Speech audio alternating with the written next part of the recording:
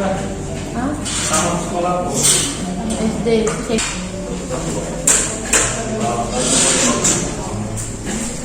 Mau bebas. Siapa tadi mau ini? Pada hari apa kejadian? Hah? Hari kejadian pada hari apa? Senin. Hari itu berarti? Pagi tadi setengah 8.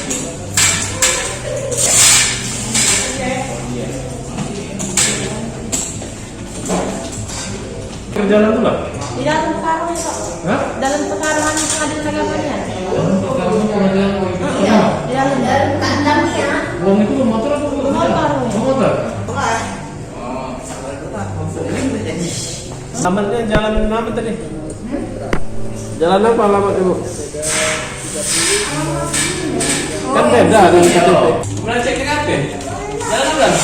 Kita tinggal buat apa? Hanya Basari. Belum, lagi buat dulu, buat punya grup. Grup Haji Basari.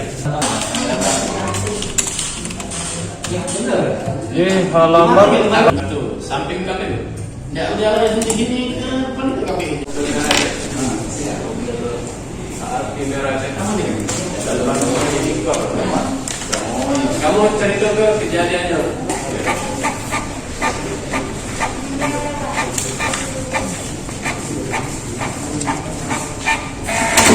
Kejadian yang dialami seorang wanita nih Bu. Jamret yang terjadi tadi pagi pukul 7.30 oleh terlapor Siska yang sudah melapor ke Mapolrestabes setelah kejadian.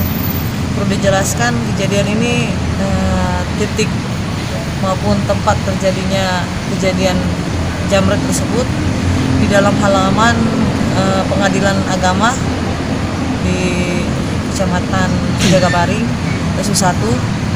Pada saat itu korban akan hendak menuju ke kantor pengadilan agama untuk mengurus berkas. Pada saat korban memberhentikan kendaraannya ataupun memarkir dan akan berjalan kaki menuju halaman dalam kantor, di saat situlah pelaku melihat korban berjalan dengan memakai kalung emas dengan seberat 3 suku. Pada saat itu dipakai yang ditaruhnya di luar baju sehingga mengundang maupun memberikan kesempatan kepada pelaku kejahatan untuk mempercepat aksinya tersebut. Pada saat itu pelaku langsung masuk dan langsung menarik kalung dari korban. Pada saat itu korban juga langsung berteriak. Satpam berusaha untuk mengejar namun tidak ditemui maupun tidak berhasil didapat tersangka yang melakukan jamret tersebut, dan korban Siska langsung datang ke Polrestabes untuk melaporkan hal tersebut dengan kerugian diperkirakan sekitar Rp16.400.000 ataupun kalung emas seberat 3 suku. Berapa orang Bu pelakunya? Diperkirakan untuk pelaku hanya 1 orang yang melakukan aksi tersebut kepada korban Siska. Oleh karena itu pada masyarakat Kota Palembang hendak memperhatikan kemanapun bepergian, baik mengendarai R2 maupun R4.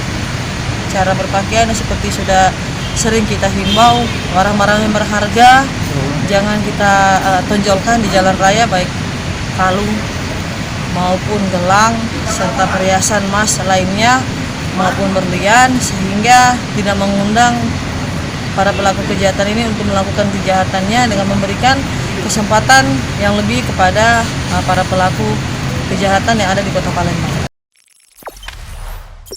Jangan lupa subscribe, share, komen, dan like ya.